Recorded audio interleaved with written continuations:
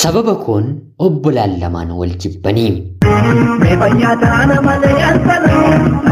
Suuraa yookiin immoo viidiyoo beektanis otoon beekinis bilbila keessan keessaa dileet ta'e deebifachuu yoo barbaaddan appilikeeshinii ajaa'ibaa linkiin isaa komentii viidiyoo kanaa kan jalqabaa jala jira.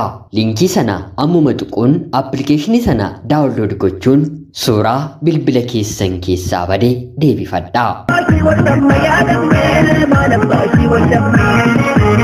Yeroodhaaf maqaa kiyya himachuun barbaadu kanan dhaladheetti guddadhe qe'ee warqee fi bunaa biyya eebbisaa addunyaa Wallagga dhihaa aanaa Qebbee bakka jedhamtu keessatti barnoota kiyyallee kutaa 1 hanga 8tti maatii kiyya bira taa'een kanan baradhe yeroo ta'u kutaa 8 hanga 12tti immoo magaalaa Dambidolloo keessa taa'een barnoota koo baradheen xumure.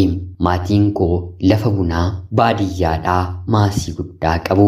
Ofiis abbaan kiyya hojjetaa mootummaa waan ta'eef rakkoon maallaqaa yookiin immoo qabeenyaa mana keenya keessa hin jiru. Yeroo ammaa kanatti abbaan koo ofiif yookiin immoo maatiidhaaf naannawaa magaalaa Finfinneetti mana erga ijaarratee booda amma immoo ijoollee koof ni ijaara jedhee lafa bitee haga nuti fuunee gaa'ela dhaabbannutti irratti ijaaruuf qopheessaa jira. Waliigalaan obboloota dubartootaa 3 fi dhiira 1 sanuu ana qofaa qabu. Kanani dhaladhus lammaffaa irratti yeroo ta'u tokkicha mana keessa garmaamu waan ta'eef hundaa moo'aa hundarratti bookkisaa hundarratti humna godhachaa ijoollummaa kootii kaaseen hin guddadhe. Maarree jaalalas kan hin eegalee obboleettiin kiyya hangafaa bilbilaan dhiira waliin akkuma haasa'uu eegalteen anis ishee gadi miti jedheen wanta nuuf hin ilaaluuf jaalalli otoo na hin qabiin otuu umriin jaalalaa kiyya hin gahiin abbaa kiyyaan moobaayila naaf bitte malee jedheen waa'ee jaalalaa haasa'uu fi taphachuun eegalee. Yeroon barnoota kutaa 7ffaa baradhu mana barumsaa keenyaa bilbila kan qabu barataa 4 yookiin immoo 5 hin caallu. Sanaan keessaa lamni anaa fi obboleettii koodha. Kanani jaalladhe yookiin immoo hariiroo jaalalaa waliin eegale dubartii magaala keenya keessa turte haa ta'uutii garuu maatiin hojiidhaaf gara magaalaa Finfinneetti jijjiiramee jennaan ijoollummaadhaa Finfinnee keessatti jiraachuu kan eegalte bilbila mana isaanii akka garaashee fayyadamuu kan dandeessu. Haa ta'uutii garuu waggoota dheeraadhaaf waliin haasofne anis ijaan otoo isheen argiin isheenis ijaan otoo nan argiin yeroo dheeraa waan lakkoofsisneef isheenis bilbila bitattee ni haasofti nan haasa'a malee qabatamaan hanga waliif du'utti jaalalli wal biraa qabni hin jiru.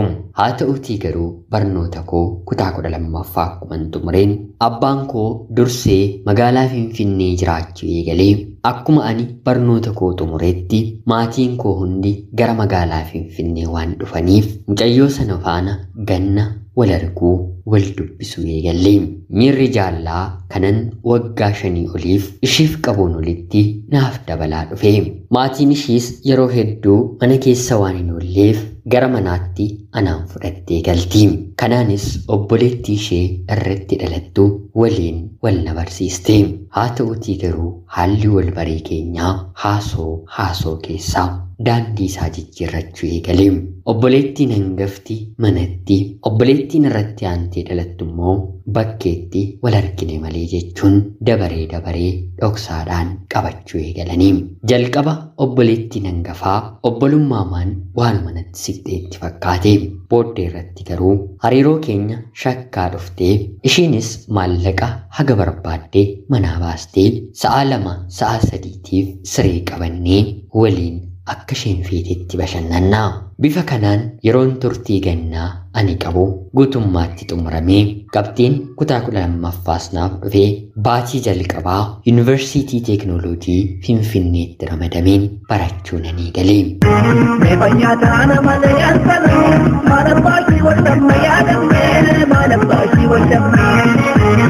Yeroo kanallee dubartoota obbolaa lamaan kana gaafan bilbilee fi lamaan isaaniiyyuu akka garaa kootti argadha. Maallaqa ani qabuunis ta'e maallaqa isaan fidaniin bakka barbaanne waliin deemnee akka garaa keenyaa waliin taana. Kurriiftuu Soodaree Laangaanoo fi hawaasaan nuyiif bakka guddaa miti. Lamaan isaanii waliin guyyaa garaa garaa beellameen akka barbaanne waliin taana. Kanaan baradheen waggaa 3ffaa yeroo ga'u obboleettiin ishiin hangafaa shakkii of keessaa qabdu amma waan hundumaayyuu wanta mirkaneeffadheef jaalalli keenyi yookiin haa dhaabbatu yookiin immoo kallacha naaf qabsiisii jettee na gaafatti. Ani yeroo kanatti lamaan isaaniiyyuu qixxee waan jaalladhuuf erga beektee maal godhinaan jettaa? Ishiis siis nan jaalladhaa, abbaan feetan duubatti deebi'uu ni dandeessu, ani tokkoo keessan waliin itti fufuun danda'a, lamaan keessaniyyuu afaan kootii dubbadheen gaddisiisuun barbaadu jedheen isheetti dubbadhe. Yeroo kanatti ishiin tole jaalalli waggaa 8 anaaf sii gidduu jiru bifa kanaan goolabama taanaan ati obboleettii makoo waliin itti fufii yeroo jaalalaa gaarii siif hin hawwaa jettee jala murtii natti himtee barnoota barachaa jirtullee dhiisuun maatii isheedhaan biyya hambaa deemuun barbaada jettee yeroon barnoota koo waggaa 5ffaa eegalu gara biyya Kaanaadaatti imala ishee taasiste. Obboleettii ishee quxisuu waliin ani jaalalatti hin fufee. Obboleettiin ishees ana waliin jaalala keessaa akka jirtu hanga dhumaattis waliin akka taanu maatii isheef beeksisteetti. Haa ta'uutii garuu obboleettiin hangafaa biyya Kaanaadaatti malte.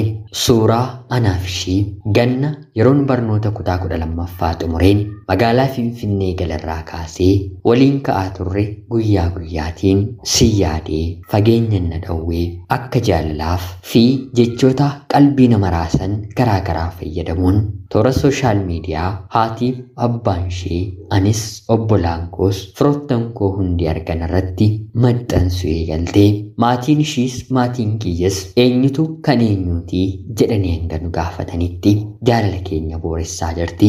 Isheen immoo haga lubbuun koo dachii kanarra jirtutti obboleettiin kiyya si waliin hin jiraattu, anis bultii hin dhaabbadhu, ati anaaf malee dubartii gara biraaf hin taatu jettee jala murtee qabatteetti.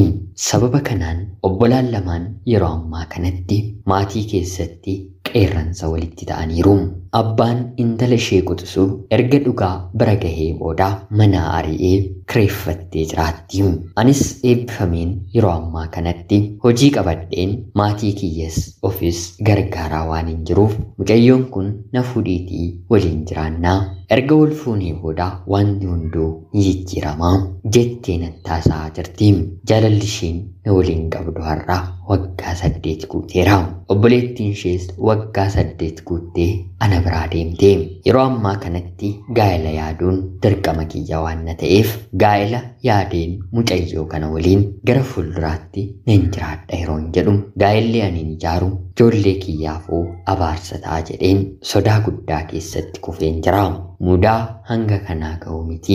Gaa'elli mudaa xiqqootiinuu barakaa akka hin qabne maatiin koos natti himu. Haa ta'uutii garuu jaalalleen koo anaaf si gaa'elaan waliin ta'uu hin dandeenyu jedhee isheetti himus gaafa ati fuute miti dubartii gara biraa waliin hariiroo jalqabde lubbuu koon baasaa jettee natti dhaadachaa jirti. Akka anaaf isheellee waliin galleef immoo obboleettiin isheen biyya Kaanaadaa jirtu guyyaa guyyaan suuraa poost gochaa jirti. Wantin kaleessa raawwachaa ture gaariidha jedheen isinitti dubbatachaa hin jiru. Haa ta'uutii garuu deemsa keessa qorumsi hedduu wanta na mudateef seeneen bahuu dadhabeera. Kana godhi kanatu si baasanaan jedhaatii ana obboleessa keessan na gargaara. Ana obboleessa keessan magaalaa Finfinneerraati. Ulfaadhaa nagaatti galatoomaa. Beektanis otoon beekiinis suuraa bilbila keessan keessaa dileet ta'e deebifachuu yoo feetan suuraan sun kan yaadannoof keessaa qabu suuraa barbaachisaa dhabdanii kan rakkattan yoo ta'e appilikeeshinii moobaayilii suuraa yookiin viidiyoo bilbila keessan keessaa bade isiniif deebisuu danda'u liinkiin isaa komentii viidiyoo kanaa kan jalqabaa jala jira. Liinkii sana tuquun appilikeeshinii sana daawunlood gochuun ammuma buufadhaa itti fayyadama. Yoo shamaa akkam jirtu kabajamtootaaf hordoftoota qophii Oromiyaa 24 nagaaf jaalallee tokkummaan bakka jirtan hundaatti hunda keessaniif haa ta'u jecha guyyaa har'aallee seenaa obboleessi keenya nuuf qoode tokko isiniif dubbiseen hin ga'a.